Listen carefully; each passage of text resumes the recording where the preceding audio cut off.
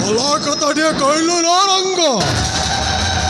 ପ୍ରେମଟା ଏମିତି ଏବିକଲ ପରେ ଯୋଡ଼ି ହେଇକି ରହିବ, ହେଲେ କାହା ସହିତ ନୁହେଁ ମୋ ସହିତ। ତୁ ଏଟିଏସ୍ କଣ ଭଡ଼ ଭଡ଼ ହଉଛୁ? ଜାପାନୀ ଲଙ୍କା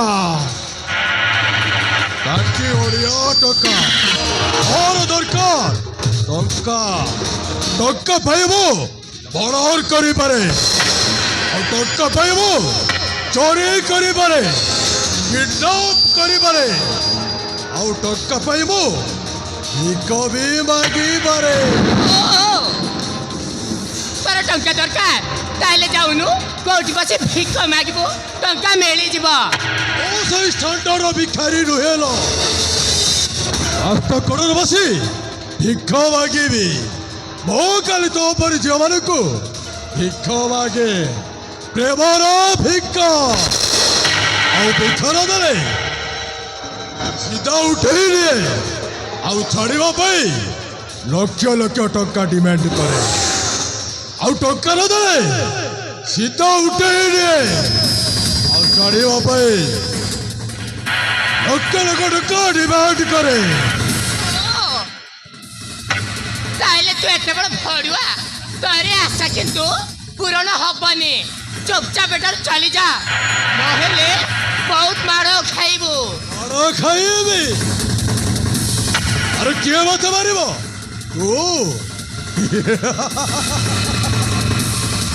ଝିଅ ପିଲାଙ୍କ ହାତ ମାଡ଼ ମାରିବା ପାଇଁ ତିଆରି ହେଇନି, କେବଳ ଗେଲ କରିବା ପାଇଁ। ଆରେ ଟିକେ ଗେଲ କରୁନୁ।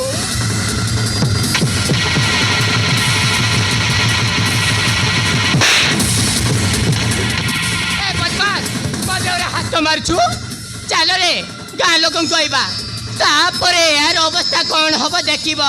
ଚାଲ।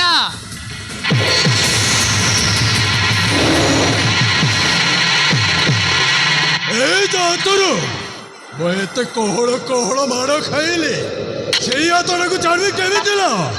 ଆମେ ଛାଡ଼ିବିନି ରେ।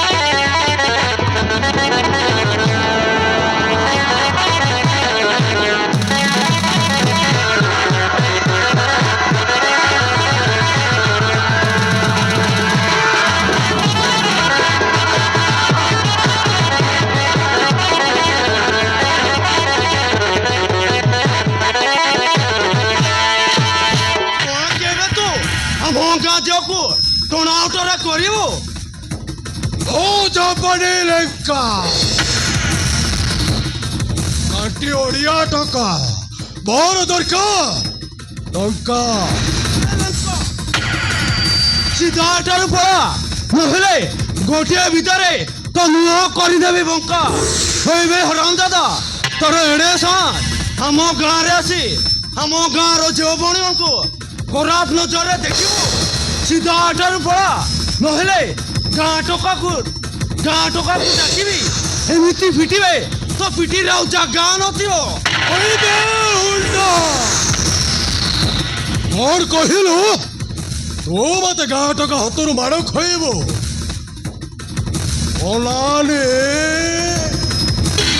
ରାମପୁରୀ ଚାକୁ ଛେଳି କାଟିଲା ପରେ তবে কুকুরে কঠেই দেবে মতে কাটিব রাম দাদা ঠাকুর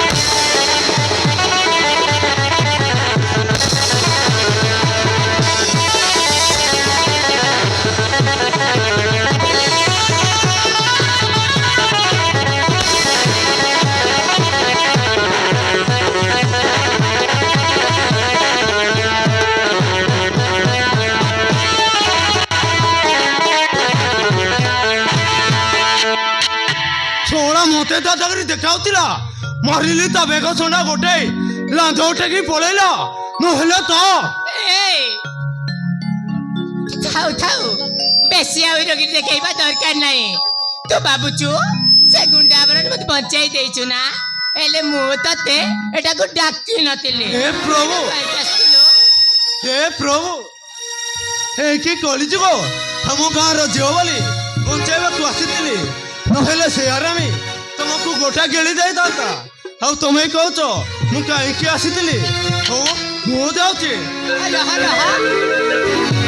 ଯାଉଛୁ କୁଆଡେ ମୁଁ ତତେ ମଜାକ କରିଥିଲି ନା ଆଉ ତୁ କଣ ସତରେ ରାଗି ଗଲୁ କି ହଁ ଦିଦି ମୁଁ ଗୋଟେ ହୁନା ତ ମୋ ବାପା ମା କିଏ ତାର ଠିକଣା ନାହିଁ କିଏ ମତେ ଜାରଜ ବୋଲି ମଧ୍ୟ କହୁଛନ୍ତି ତେଣୁ ସମସ୍ତେ ମୋ ସହିତ ଏମିତି ତୋଟା ମଜା କରନ୍ତି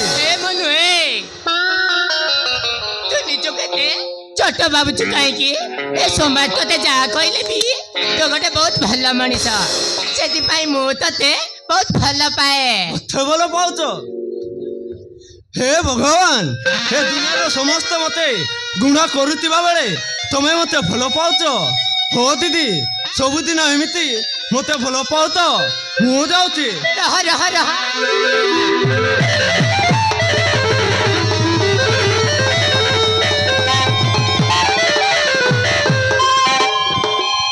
ଏ ଭଲ ପାଇବା ମାନେ ତୁ କଣ ବୁଝିଲୁ ତମେ ମତେ ଭଲ ପାଉଛ ମୁଁ ଆଉ କଣ ବୁଝିବି ଆରେ ଭକୁ ମୁଁ ତତେ ଭଲ ପାଏ ମାନେ ମୁଁ ତତେ ବାହା ହେବି ନାଇଁ କଣ ମୁଁ ତ କହିଲି ବାହା ହେବି ଚମକି ପଡୁଛୁ କଣ ପାଇଁ ମୁଁ ଗୋଟେ ହନା ତ ଘର ଜାତି ଧର କିଛି ନାହିଁ ମୁଁ ତମକୁ ବାହା ହେବା କଥା ହେ ଗାଁ ଲୋକ ଜାଣିଲେ ତମ ପରିବାରକୁ ଏକ ଗରିଆ କରିଦେବେ ଆଉ ଏ ଅପରାଧୀରେ ମତେ ଫିଟି ଫିଟି ମାରିଦେବ ଲୋ ଦିଦି ହଁ ମାରିଦେବେ ଯଦି ସେମିତି କରିବେ ତାହେଲେ ଆମେ ଦି ଜଣ ବାହା ହେଇ ବହୁତ ଦୂରକୁ ଚାଲିଯିବା ଯେମିତି କି କେହି ବି ଆଉ ଦେଖି ପାରିବେନି ଦିଦି ତମ ନିଜ ଗୋଡରେ ନିଜେ କୁରାଡି ମାରିବା କଥା କହୁଛ ମୁଁ ତମକୁ କେବେ ବାହା ହେଇ ପାରିବିନି ତୁ ସିନା ମତେ ବାହା ହବୁନି ହେଲେ ମୁଁ ଶଙ୍କା ସିନ୍ଦୁର ପିନ୍ଧି ସିଧା ତୋ ପାଖକୁ ଚାଲି ଆସିବି ରାକ୍ଷୀ ଦିଦି ତମେ କଣ ପାଗଳି ହେଇଗଲ ହଁ ମାନୁ ତୋ ପାଇଁ ମୁଁ ଆଜି ସତ ସତ୍ୟ ପାଗଳି ହେଇଯାଇଛି ତୋ ପାଇଁ ନାହିଁ ଦିଦି